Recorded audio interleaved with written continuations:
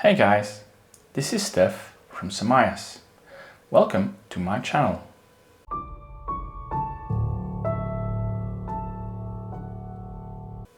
Today, a little bit of a different setting. I moved to my small lab/corridor because it's better fitted for showing this monster of a Dell server rather than on my desk. So today I'm going to talk to you guys about the Dell R630, the good and the bad about this server in my personal opinion. So this server is sponsored by me, myself and I. For those only interested in the details of the Dell R630, you can skip this chapter. But first, let's bring a little bit of context.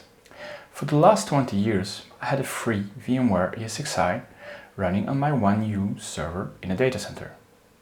The latest iteration server I have running there is a Dell R630, which is the next generation of the Dell R630, but with an AMD CPU. With the whole Broadcom VMware takeover debacle of last year, I've decided to replace VMware ESXi with another hypervisor, and I'm not the only one. In the past, when I needed to upgrade my physical server to a newer version, I just put the new one next to the old one. I just copied over the disk images from one server to the other. When I needed to upgrade ESXi, I could just do an in-place upgrade. And I did not really need a second server. Since I was, however, considering dumping ESXi for something else, I first needed to have a playground to evaluate the alternatives on the market. I could, of course, use another hypervisor on my workstation. But history has learned me that that's not really representative. So I needed another server to play around with. Next to hypervisors, SEP is also starting to pop up here and there. So, if I wanted to try out seriously SEP, I really needed a server with 10G networking connection. I did already have 10G switch. So I decided to call my best friend Michael Dell and ask him if he didn't have any spare servers laying around. He said yes. He's jumped into his jet and personally delivered me this latest 1U Dell server. Okay, I was dreaming for a bit. In the past, I've had Dell servers, HP servers, Lenovo servers. And personally, I had the best experience with Dell. But that's just me. I started this journey somewhere in March of last year. So how did I get this Dell R630? I started looking on eBay for a good server that was not too expensive. I'm based in Europe, and since I did not want to have expensive import and shipping cost, I mainly concentrated on looking at European suppliers. When I started looking at the second-hand markets for Dell R630 servers and Dell R730 servers, not all are equal, so to speaking. The main differences I've noticed were in the network LOMs and the CPUs. So I concentrated on servers with network LOMs that had 2 times RJ45 port and 2 SFP+ ports. If I could not get my hand on this, I could always add a PCIe network card that was fast enough into the server. But I preferred that the LOM was right from the start. A number of resellers were selling the Dell R630 like lollipops, some through bidding, some with fixed prices. So I got my hand on the first one for 140 euros, without shipping, by bidding. I did notice that some biddings that ended on a Saturday or a Sunday went for less expensive prices than those in the week. But that might maybe just my luck. I've also explored the prices of network LOMs individually, and they seem to be going from 80 euros upwards. So choosing the right server with the right network LOM was primordial. There are, as far as I can tell, 3 different Dell R630 models. You have the 8x 22.5 inch drive model, you have the 10x 2.5 inch drive model, and then you have the 24x 1.8 inch drive model. So now here you have my Dell R630 with an 8x 2.5 inch drive. It was initially delivered with 16 GB of RAM. No per controller, no drives, no trays, a SAS SATA backplane, and two Xeon E5 2680 V4s, and two 495 watt power supplies. There seem to be on the market also a lot of servers with the V3 configuration CPUs, for roughly the same prices. So I prefer the V4, of course. Some models also came with an E5 2640 V4 CPU or the E5 2660 V4 CPU. The E5 2680 V4 CPU does use 120 watts times 2, while the E5 2640 V4 CPU only uses 85 watts. If I would be running this machine 24/7, that would make a difference in running cost. But at this point I have no intention of running this machine 24/7, but just on demand, whenever I feel like playing around with. And so I prefer the more powerful CPU with 14 cores rather than the 10-core one. For a hypervisor, that does make a difference. Since I wanted to control the power usage, I've also got a Logic-Link PDU, and I've done another video on that. Since the new big thing in hypervisors is SEP, in the end I ended up not buying one, but rather 3 Dell R630s, all with the same spec, by bidding. So now here you have my basic server. What else did I get? First, I got myself 3 Samsung 64GB USB sticks to run a boot OS on. The Dell R630 does not yet support the BOS card, so you either use one of the drives or an internal or external USB. I choose the internal connection. After initially powering on the server for the first time with just my USB stick, I could start booting my machine and playing around with. However, I could only run Proxmox or some other hypervisor without something else. There was only 16GB of RAM and no disks. Next up, I ordered 21 x 16GB RDIMMs with a speed of 2133 MHz. So 21 plus 3 times 16GB is a total of 384 GB of RAM. So now I have 128 GB of RAM on each of those machines to move some serious hypervisor workload. Even though this server supports a total of 1.5 TB of RAM, I will never get there. If I really need some serious power, I could just take all the memories from the other 2 servers and fill up this server to a total of 384 GB of RAM, since I only bought 16 GB RDIMMs. Next stop, I ordered from China 4 disk trays per server. I never had SAS drives before, but a long time ago I had some SCSI drives, and lately most of my drives are SATA drives or NVMe drives. I did however want to play around with SAS drives with a 12K or 15K speed, and the backplane allows it. So I ordered myself 12 x 1.2 TB 15K SAS drive from a Chinese supplier as well, at roughly 25 euros per drive. But why 4 drives per machine? Well, that would allow me to configure RAID 0, 1, 10 and 5 and see the differences in performance. If I really wanted to do RAID 6, I could always take drives from the second machine and use 8 drives. After a couple of weeks, I got my drives and my trays. Lo and behold, well, I hadn't read the manual in detail before. And when I first popped in those drives into this server, no luck, none of them were working. None of them. There, the panic hit me for a couple of minutes. Were all those servers faulty on the backplanes? Were all those drives fake? Did I get scammed?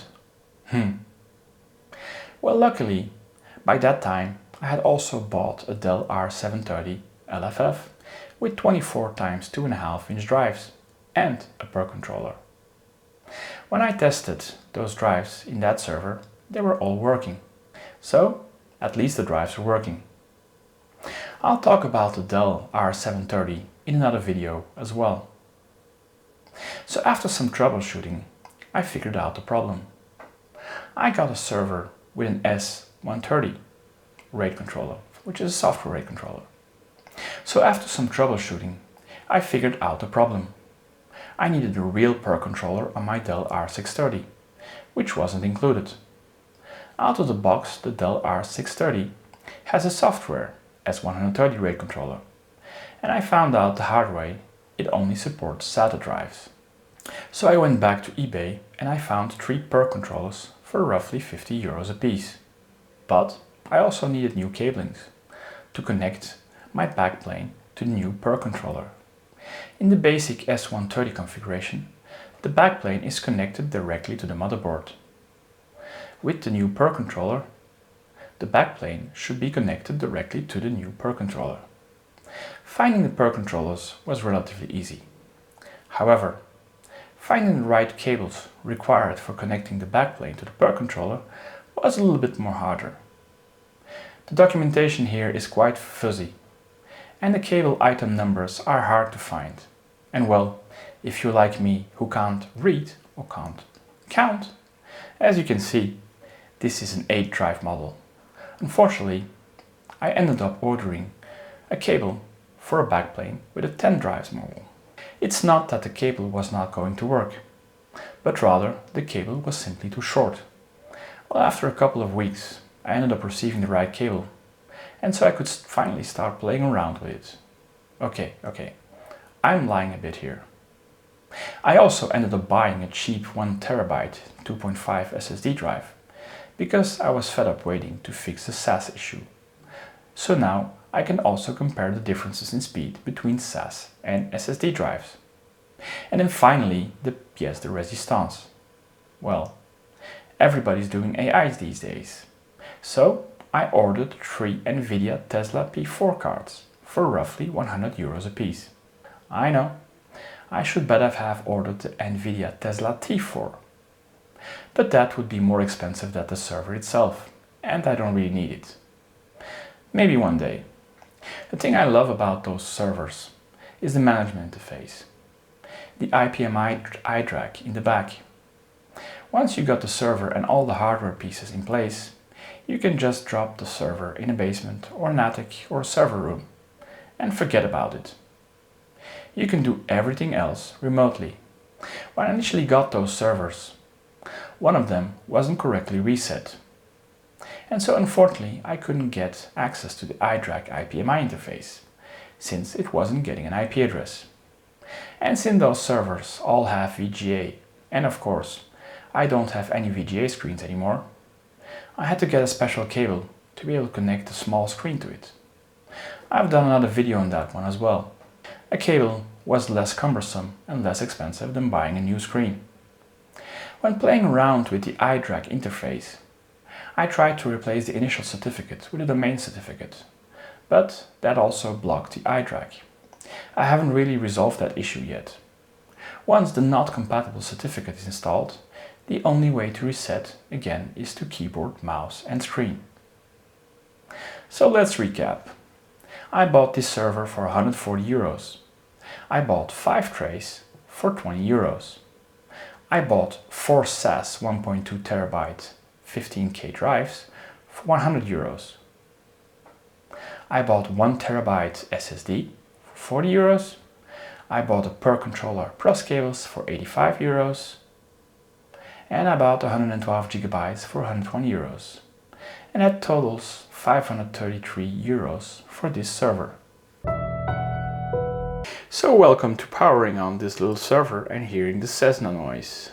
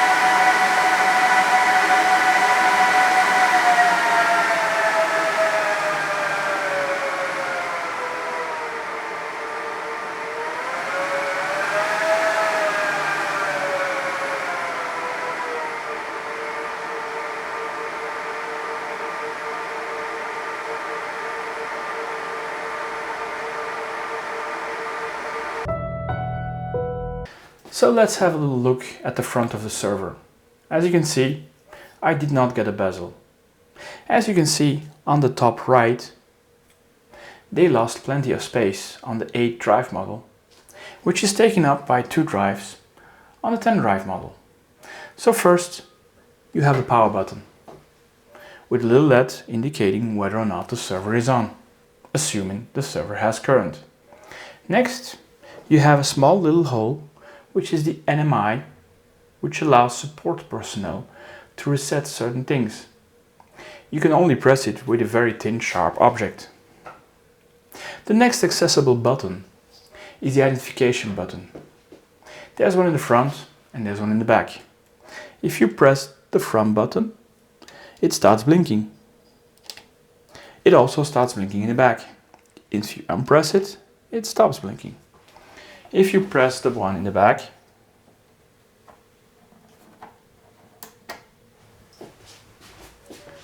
the one in the front starts blinking. This button also allows you to reset the iDRAC settings if the BIOS settings allows it. Unfortunately, that was disabled for me. Next, you have 2 USB ports. And then on some models of the 8 drive base, you might have a DVD drive. But here it's not present. There's also a V-flash slot, where you can insert an SD card to be used in the iDRAC.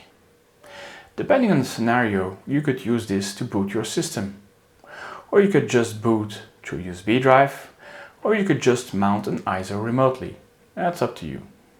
Then you have 3 little buttons to navigate the little LED screen here, where you can see some settings, or even set up certain things. You can see the IP address, you can say name of the system, etc. This can also be configured to the iDRAC settings. And of course, there's the famous Dell tag, which you identify the system. This server has been out of support for a long time, so it doesn't really matter anymore, unless you want to find drives. And finally, you have the front VGA. And of course, if you count well, you have 8 2.5-inch drive. As you can see, the first drive is my cheap SSD drive, and the next 4 are the 15K drives. 1, 2, 3, and 4. I still have a spare in case I need something, and the last 2 are just fillers. So, I've turned the server around. Let's have a look at the back. In the back, from the left to the right. First, again, we have the identification LED. If I press it in the front,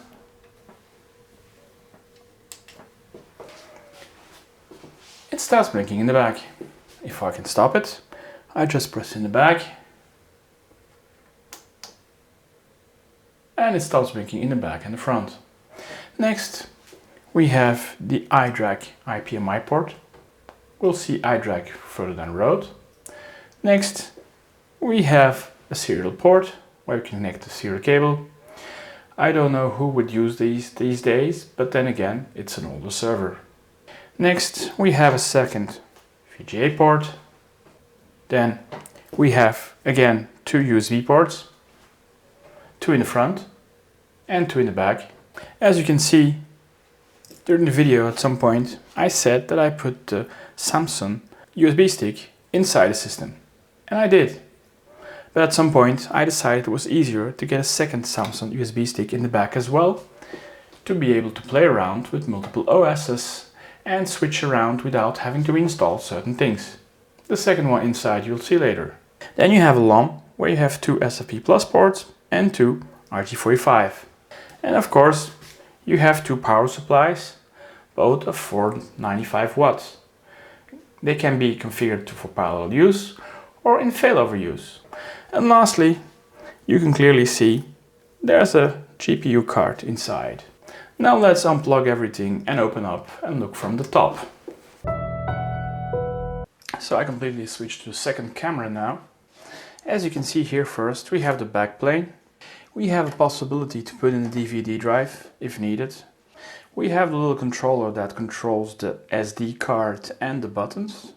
We have the backplane where you have 2 drives on the bottom and 6 drives bottom and top. And these were the 2 cables I needed to replace, and those cables initially went all the way to here and here. And a new cable I needed was a cable split in here that goes in the per controller. If you look at the fans can be easily removed. Well, as you can see, plug and play and put them back. There you go. If you want to play with memory upgrades and stuff like that, you need to remove this kind of plastic protection unit. And here you can clearly see the different coverings. So right now I have 1, 2, 3, 4, 5, 6, 7, 8 times 60, which is 128 gigabytes of RAM. As the documentation states, you first need to fill in the white memory positions, then you need to go to the black, and then finally you should fill in the greens. I stick with the white for everything. Also, there's the 2 CPUs, I'm not going to remove them here. And then here you have the internal USB port. As you can see, there's a USB stick as well. Then the system came with 1 Razer card. I didn't buy a second one. As you can see on the motherboard, you have the possibility, you have 2 versions. The first version is a version where you can input in a normal profile and a short profile. The other system version is where you can put in 3 short profiles. And if you see on the motherboard, in the end, there's no difference. The options are available also. It's just the black plane that doesn't allow it. So if you would have cards which are short profile, even like the Tesla, and you have no plane at the end, you could still put in a Razer and try to fit in the 3. I can't even put in a second one, and for my needs, I did not even buy a second Razer card, because I don't need. But you might. And then finally, you can see the 2 power supplies, which you can easily remove or put back. So that's about it for the inside of the system. When opening or closing your system, it is really important that this gap is closed. If you have just a server laying around like this, it makes a difference. If you have servers one on top of the other, it will not necessarily make a lot of difference. But if the top of the cover stays open, or if it's not close enough, your fans start to run at 100 speed all the time. This concludes the review of this Dell R630. I will do 3 separate videos. One on the BIOS settings, one on the lifecycle manager, and one on the iDRAC, since they're more or less the same for the 13th generation of Dell servers, which includes the Dell R330, the R430, the R530, the R630, the R730, and the R930. So what is my conclusion? Well, this One U server is a piece of junk, right? Well, wrong. For most tech enthusiasts like myself, this is a pretty good One U server, at a very good price on the second-hand market. For a couple of €100, you have a top-notch system. Even though it's been released in 2014, which is roughly 11 years old, and it's end of life as of 2018. Some drivers of firmware have a lot more recent updates, and they are available without support contract. If you compare the Dell R630 to the Dell R670, well, there's a CPU upgrade, you have NVMe now, and there's nothing more to it, right? It's the same size, you still have 2 CPUs, you still have memory, PERC, drives, an iDRAC and 2 power supplies. Okay, I'm joking. According to ChatGPT, the new Dell R670 is 3 to 5 times faster than the Dell R630. Yes, memory is faster, drives are faster, CPU is faster and has more cores. You now even have 100 GB network cards. But then again, Buying an enterprise server at 100 to 200 euros instead of the latest 10K version, well, I'm very happy with the performance it provides at this time. So would I buy it again? Of course. Will I buy it again in the future? Well, I've bought mine in 2024. This year we have the Dell R630 coming down in price to roughly 300 to 400 euros a pop. So no. But then, every time you have a new version released, the previous version servers are selling cheaper on the second-hand market. In its one new form, it's perfect as a hypervisor or as a database server. If you guys like this video, give it a thumbs up. Subscribe to this channel and hit the bell sign to stay informed. Don't hesitate to leave some comments down below.